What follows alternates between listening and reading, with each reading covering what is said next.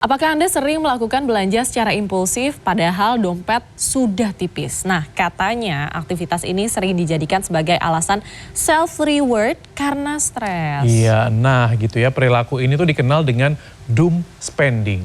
Lalu apa sih sebenarnya doom spending itu dan bagaimana caranya supaya terhindar dari situasi ini? Ini dia ulasannya untuk Anda. Aduh, ada potongan apa lagi nih? Ada-ada aja, mana harga kebutuhan pada mahal, pada naik semua lagi. Awas loh, jangan sampai stres mikirin finansial. Kita tuh harus tentuin prioritas kita yang paling penting. Iya mbak, aku aman sih. Tapi bentar, ada konser grup musik ini loh mbak, mau konser. Ya ampun, ini fix sih aku harus nonton. Lah, katanya mau nabung. Iya sih, tapi akhir-akhir ini aku lagi banyak pikiran loh mbak, kayak banyak kerjaan. Ini aku butuh self reward deh kayaknya. Mbak, di situasi kayak gini, bener kata Mbak Sulis, nabung itu penting loh Mbak.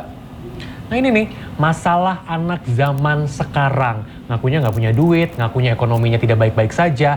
Tapi untuk lari dari masalah mereka malah bakar duit. Nonton lah, self healing lah. Ingat ya Mbak ya, nabung ya. Iya mas.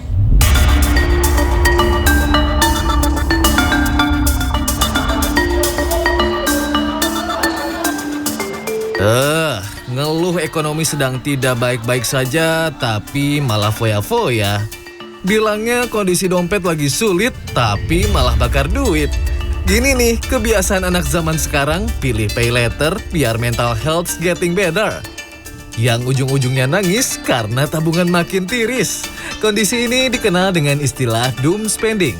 Fenomena yang belakangan terjadi di kalangan Gen Z dan milenial, di mana mereka memilih menghabiskan uang dalam jumlah besar tanpa memikirkan akibatnya. Memang tidak semua, tapi kebanyakan dari mereka terjebak dalam kondisi ini. Terus, apa ya pendapat mereka? Setuju. Setuju kenapa? Ya, karena di sela-sela kepenatan kita, kesibukan kita itu, ya perlulah istilahnya spending time and spending money gitu. Untuk ya melepas stres, melepas penat. Yang dikeluarin sih paling kan 1 minggu cuman 1 kali 2 kali ya. Setiap kali ngeluarin uang untuk melepas penat gitu, kayak misalkan nongkrong dan jajan, beli barang-barang gitu. Kalau aku sendiri sih enggak kurang setuju, karena mungkin beli barang sesuatu itu kan pengeluaran yang tidak terduga ya.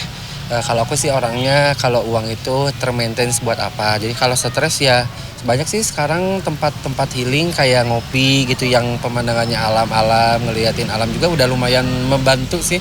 Setengahnya biasa. Setengahnya. Belanja skincare atau gitu, main, nongkrong kayak gitu. Tabungan. Belum mikirin tabungan? Belum mikirin tabungan. Belum mikirin tabungan? Nah, kenapa belum mikirin tabungan?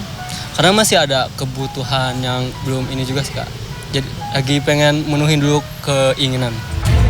Secara psikologis, seseorang melakukan doom spending ketika mereka merasa tertekan secara emosional akibat krisis atau ketidakpastian dan mereka membutuhkan pelarian dari masalah-masalah yang dihadapi. Aku harus punya skill bagaimana menghadapi emosional problem aku dengan cara yang lebih adaptif, bukan dengan mencari-cari hal yang menyenangkan yang akhirnya menambah masalah buat aku gitu. Skill, jadi itu biasanya tuh skill ini tuh didapat tuh di proses konseling gitu ya, di proses CBT gitu ya. Kayak misalnya contoh, misalnya ada orang yang ketika misalnya dia mengalami stres gitu ya, dia itu pasti menyalahkan orang lain gitu ya. Terus udah gitu aspek emosionalnya makin bekerja sehingga aspek rasionalnya sama sekali tidak bekerja. Nah kalau misalnya kita kasih skill, berarti kita latih otaknya atau perilakunya untuk kalau kamu menghadapi rasa stres berarti kamu nggak bisa berpikir menyalahkan orang lain loh. Itu bisa Perencana keuangan finansialku Melvin Mumpuni menyebut seseorang yang terjebak dalam doom spending belum memiliki literasi pengaturan keuangan yang baik. Karenanya, mengatur keuangan bisa menjadi cara ampuh keluar dalam masalah ini. Ada beberapa tips yang dibagikan untuk terhindar dari situasi doom spending. Di antaranya, buat anggaran keuangan dengan jelas. Dengan adanya anggaran yang jelas, kita bisa mengontrol pengeluaran dan tahu batas keuangan. Tentukan skala prioritas pengeluaran.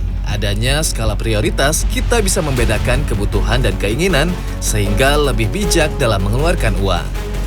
Hindari pemicunya juga penting dilakukan. Misalnya, batasi membuka media sosial atau e-commerce. Terakhir adalah tetapkan tujuan keuangan.